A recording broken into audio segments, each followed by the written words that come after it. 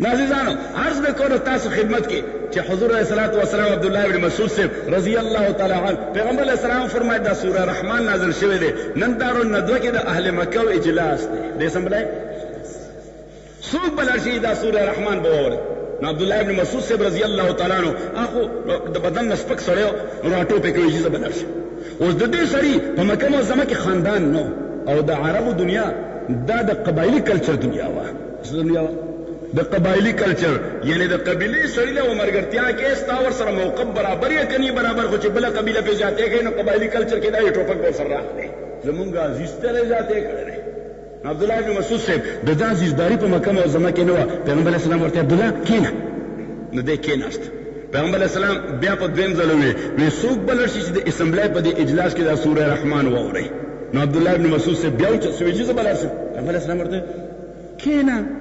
نو کېناسته او ګوره صحابه دومره پاکان خلک وو چې ابن مسعود صاحب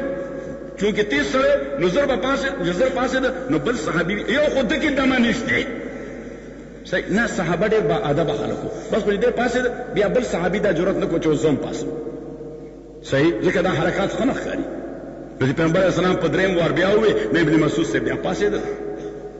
وایي چې زه به لاړ شم پیغمبر علیه السلام ورته احسان نو دی راغی نو اجلاس شروع دی او ابوجهل لعین دی په پریزایډنګ چیر باندې ناست دی په ډایس باندې پریزایډ کوي صدارت کوي د هغې فنکشن نو ابن مسعود صاحب بس نیغ داسې صفونو میز کې ورتېر شو نو ورغی ډایس ته ځان رسو او شروع کړه بسم الله الرحمن الرحیم الرحمن علم القرآن خلق الانسان علمه البیان هغه ابوجهل ورته داسې ګوري اوس چې دې آیت ته ورسېدې فبأي آلاء ربکما تکذبان ابو جان راټوک وی دا خو دې مونږ ته وایي دا خو دې نو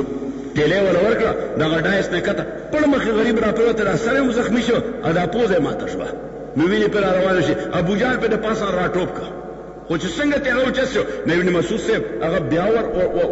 ډایس ته ور ودنګل او بیا ودرېده انو وی خلق الانسان من صلصال كالفخار وخلق الجان من مارج من نار فبأي آلاء ربكما تكذبان ابو جهل بیا راوغورځو نو دې کرت ولا کېناسته په سینه باندې امرلی ولا زور ورکړه ابن مسعود صاحب وایي زما سترګې راووتې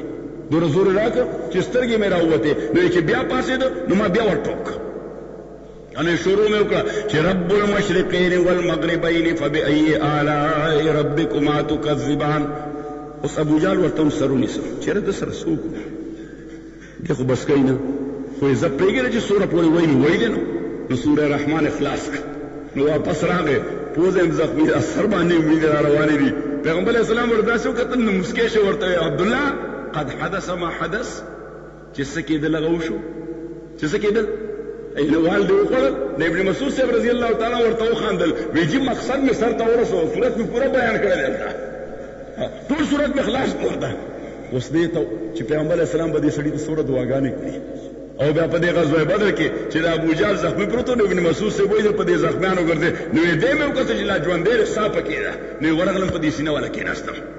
صحیح په سینه والا کېناستم وی ما ته چې وکتل وی دا دومره لوی خبیث سړی و وی ما ته وایي چې لقد سعدت صعبا یا رویعي الغنم شپونکیه دا شپونکیه به هغوی ډېر سپک سړي ته وی حالانکې شپانه دا خدمتګزار خلک دی صحیح زه کله کله ذکر کوم کله کله ذکر کوم و همدا کسبګر خلک چې مونږ ورته نظر کې ډېر سپک ګورو دا ډېر یعنی قیمتي خلک دی ما اوس خو هر څه تیار میلاویږي کنې ما به یو زمانه کې وی ما که نن چمیاران ورتاله کو ټول به د خپونه خلاص شي صحیح او ما که نوابان ورتاله کو نو چا باندې اس بلا نه راځي ځکه نواب څه کوي نه نو چې څه نه کوي نو معاشره باندې احساس سره دی نو بهر تقدیر ابن مسعود صاحب رضی الله تعالی عنه ته لقد سعدت صعبا یا رویعي الغنم شپونکیه په ډېر لوړه سینه باندې اوچت سینه باندې ناست دی ځکه دا خو د مکې د سردار سینه ده نو ما ته چې ته اوس څه کې وی ما وی سر دې پرې کوم پیغمبر علیه السلام له به وړم وی ما ته بلکل پرې کړه خو دوه خبرې زما یاد ساته وی هغه څه ابن مسعود صاحب ته وایي یو خو زما دا سر له غوندې لاندې نه کټ کا که نور سرونه هملته پراته وي زما دا پکې لږ اوچت ښکاري ځکه دا سردار سر دی او دویم محمد ته وایه صلی الله علیه وسلم چې د مړېدو وخت کې د هغه دښمني تا سره نور هم زیاته شوې وه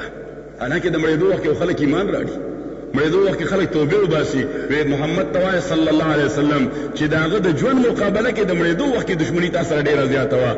ابن مسعود سے سر کټ کړ په دې پوزه کې ولا بیا رسول پیغمبر علیه الصلاه والسلام منو کړ سرونه مکټ کوي ایون اندامونه مکټ کوي خو چونکې لومبنی جهاز ولا تر اوسه پورې اصول کافي وضع شوي نو ابن مسعود سے بل په دې پوزه کې دا پولیس سره زه پوګ نه شم وړي نو په دې پوزه کې ولا سورې وکړ او هغه کې ولا پړې واچو نو ځان پسې راخکړ نو چې پیغمبر علیه الصلاه والسلام وخت ما هذا يا ابن ام عبد ابن مسعود داسدي اور تیرا سو عدو بالله ابي جهل دا د خدای د دشمن د ابو جهل سر دی دا پیغمبر علیه الصلاه والسلام ته دا پوزه خو یاد چې پوزه ولا ماته کړي و بلته ولا پوزه کې سورې کړي دي پیغمبر علیه الصلاه والسلام ورته الانف بالانف والراس زیاده پوزه خو په پوزه نه خدا سر دې زیاته کړي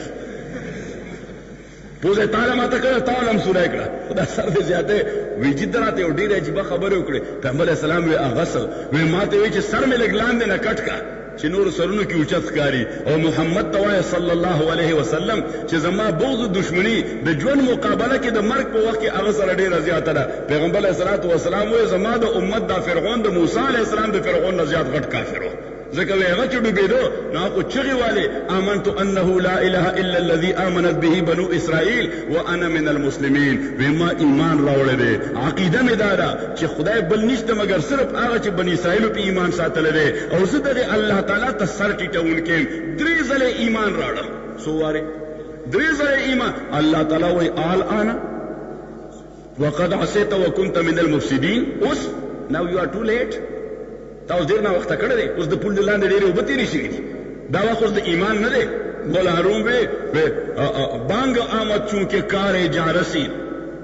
بایدار اے سگ کے قہر ما رسید وی دغه وخت الله تعالی طرف نه یو आवाज ورته اوس ایمان راړي چې د خدای قهر او غصه ته راورسېده نو د مولا هارون مصره خوده چې پایدار اے سگ کې قهر ما رسید اوس پټینګ کسپیا چې زما غصه ته راورسېده اوس په خپل موقف شاه منصور شیخ صاحب الله تعالی فرعون ته وی چې د لوس کو نه ټینګه کا